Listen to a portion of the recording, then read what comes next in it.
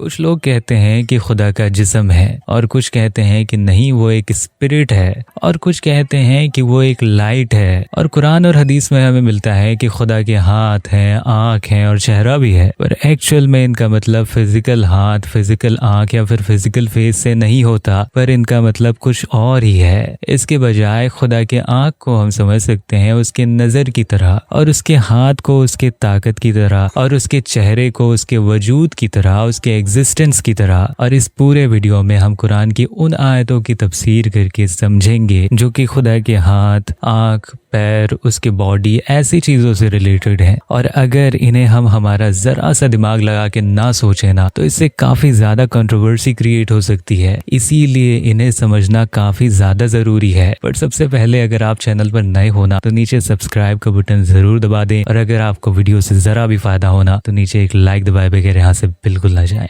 ٹھیک ہے؟ تو آگے بڑھتے ہیں اب ہم۔ جیسے کہ ایک جگہ قرآن میں آتا ہے جس میں اللہ ابلیس کو کہتے ہیں آدم علیہ السلام کو سجدہ کرنے کے لیے، اور وہ نہیں کرتا، تو اللہ ابلیس سے فرماتے ہیں کہ تمہیں کس نے روک دیا اس کے آگے سجدہ کرنے کے لیے جسے میں نے اپنے ہاتھوں سے بنایا ہے؟ تو کچھ لوگ یہاں پر آرگیو کرتے ہیں اور کہتے ہیں کہ یہ جس ہاتھ کے بارے میں یہاں پر مینشن کیا گیا ہے نا کہ اللہ نے اپنے ہاتھوں سے آدم علیہ السلام کو بنایا ہے، اس کا مطلب ہاتھ ہی ہے، اس کا کچھ اور مطلب نہیں ہے۔ پر یہ انٹرپریٹیشن ایک دم ہی غلط ہے، اس کے بجائے اس کا مطلب پاور ہے، اللہ کی طاقت ہے، اور ان کی یہ آرگومنٹ ریزن کے بھی خلاف ہے، کیونکہ کوئی بھی کریشن وجود میں نہیں آ سکتی بنا طاقت کے۔ اسی وجہ سے آدم علیہ السلام کے کریشن کو پاور کے ذریعے سے ہی اللہ نے کریٹ کیا ہے۔ اس کا مطلب ہے خدا کی کریٹو پاور، نہ کہ ہاتھ کا مطلب فزیکل ہاتھ ہے۔ اور ایک آرگومنٹ یہاں پر یہ ہو سکتا ہے کہ آدم علیہ السلام سجدے کے لائق نہ ہوتے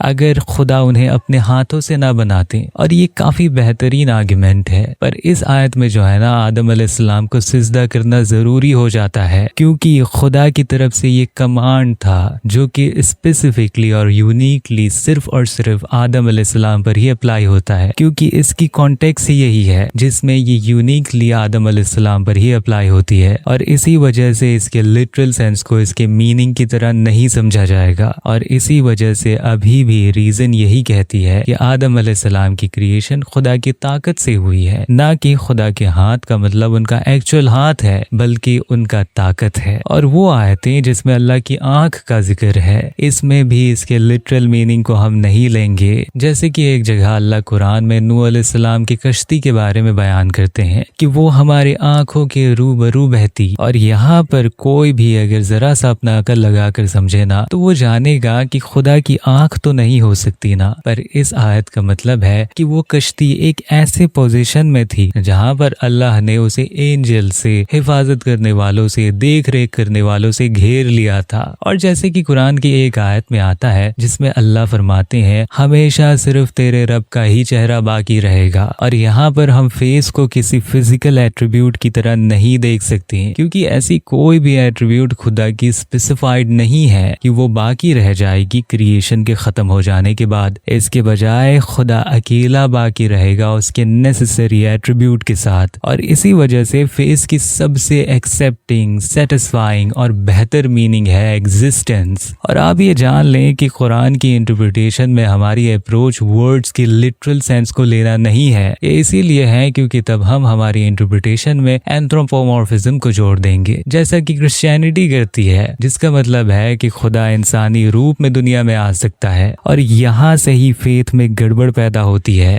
اور ہم اپنی راہ سے بھٹک جاتے ہیں۔ اور ایک جگہ جیسے کہ قرآن میں اللہ فرماتے ہیں کہ اللہ لائٹ ہے زمین اور آسمان کا، اور یہاں پر کافی سارے مفسر کہتے ہیں کہ اس کا مطلب ہے خدا وہ ہے جو زمین اور آسمان میں رہنے والے سبھی مخلوق کو گائیڈ کرتا ہے، اور وہ ان کی ایک روشنی کی طرح بن جاتا ہے، ان کی گائیڈ بن جاتا ہے روشنی بن کر۔ اور اس آیت کا مطلب ہرگز یہ نہیں ہے کہ زمین اور آسمان کا لائٹ خود خدا ہے، اور اس آیت کی انٹینشن کو آپ ایک اینالوجی کی طرح سمجھ سکتے ہو، یا پھر ایک میٹافور کی طرح سمجھ سکتے ہو، یا پھر ایک ایلیگوریکل ایکسپریشن کی طرح سمجھ سکتے ہو، یا پھر کافی آسان لفظوں میں اگر کہیں تو ایک مثال کی طرح سمجھ سکتے ہو۔ اور اللہ نے انہیں اس طرح سے اسی لیے بیان کیا ہے جس سے کہ ہم اس کی میننگ تلاش کریں صحیح طرح سے، اور ہم خود بھی انٹلیکچوئل بنے، اور ایسے اسٹائل میں کوئی بھی اسٹیٹمنٹ کا ہونا یہ خود میں ہی ایک خوبصورتی ہے۔ اور اللہ قرآن کے سورہ نور میں خود کہتا ہے کہ اللہ مثال بیان کر کے لوگوں کو سمجھاتا ہے، اور اللہ ہر چیز کا خوب جاننے والا ہے۔ ایک اور جگہ جیسے کہ اللہ فرماتے ہیں جس دن ایک شاخ کھولی جائے گی، اس آیت کا مطلب قیامت کے دن کے ہولناکیوں کے بارے میں ہے، اور وہ کافی خوفناک منظر ہوگا، اور وہ عذاب جو ظالم لوگوں پر آنے والا ہے جو کہ دنیا میں ظلم کیا کرتے تھے ان کے بارے میں یہ بیان کرتی ہے۔ اور اس آیت میں شاخ کا مطلب ہرگز یہ نہیں ہے کہ اللہ اپنی کوئی فزیکل باڈی کی پارٹ ظاہر کرے گا۔ یہاں پر ایک اور قرآن کی آیت ہے جس میں غور کرنا کافی زیادہ ضروری ہے، جس میں اللہ فرماتے ہیں اور تیرا رب آئے اور فرشتے قطار دار قطار آئیں گے۔ اور اسی سے ہی سملر ایک اور آیت ہے جس میں اللہ فرماتے ہیں کیا یہ اس بات کا انتظار کر رہے ہیں کہ اللہ ان بادلوں کے سائے بادلوں میں نازل ہو۔ اور یہاں پر جو ہے نا آنے کا مطلب چینج نہیں ہے ایک پلیس سے دوسرے پلیس میں، یا پھر اس کے پوزیشن میں بدلاؤ کے بارے میں یہ بتاتی ہو، ان دونوں میں سے کسی کے بارے میں یہ نہیں بتاتی، کیونکہ خدا آنے جانے سے بیونڈ ہے۔ اس کے بجائے یہاں پر ان آیتوں کا مطلب ہے کہ خدا کا حکومت آئے، اس کی حکومت آئے اور اس کا انصاف آئے۔ اور قرآن کو سمجھنے کے دوران سب سے زیادہ ضروری بات یہ ہے کہ ہمیں قرآن کے مثال کو ہی اس کی انٹرپریٹیشن کی طرح ایکسیپٹ نہیں کرنا چاہیے۔ اگر آپ دھیان سے سوچو نا تو اس کی میننگ کافی زیادہ سمپل نکلتی ہے، اور یہی وجہ ہے کہ جب لوگ صحیح سے قرآن کو سمجھنا نہیں جانتے یہاں سے ہی کنٹروورسی کریٹ ہوتی ہے۔ جیسے کہ ایک اور جگہ قرآن میں اللہ فرماتے ہیں کہ اللہ تمہارے ساتھ ہر وقت ہوتا ہے جہاں بھی تم ہوگے۔ اور اگر ہم اس آیت کو ٹھیک اسی طرح سے سمجھ لیں بنا اپنا ذرا سا بھی عقل لگائے ہوئے تو یہاں پر بہت سارے پرابلمز کریٹ ہو سکتے ہیں، جس سے کہ لوگوں کی فیتھ میں بھی گڑبڑ ہو سکتی ہے، اور ایسی عجیب سی چیزیں اس سے آپ کے دماغ میں پیدا ہوگی نا کہ آپ خود سوچو گے کہ قرآن یہ کیا کہہ رہی ہے۔ اسی لیے انٹرپریٹیشن کی نالج ہونا کافی زیادہ ضروری ہے۔ اور میں آپ کو بتا دوں کہ اس آیت کا مطلب ہے کہ خدا کو ساری راز پتہ ہے، چاہے تم جہاں بھی رہ کر اسے کرو اور جہاں بھی چھپا کر اسے کرو۔ اور اس انٹرپریٹیشن کو جب ایلیبریٹ کیا جائے گا نا تو وہ اسی شارٹ انٹرپریٹیشن کے فاؤنڈیشن پر ہی بیسڈ ہوگی۔ تو اسی طرح سے آپ جب بھی قرآن کو پڑھتے ہو نا تو اسی طرح سے آپ کو ان آیتوں کو سمجھنے کی کوشش کرنی چاہیے، ورنہ اس میں کافی زیادہ پرابلمز آ سکتے ہیں۔ تو امید کرتا ہوں کہ یہ ویڈیو آپ کو پسند آئی ہوگی،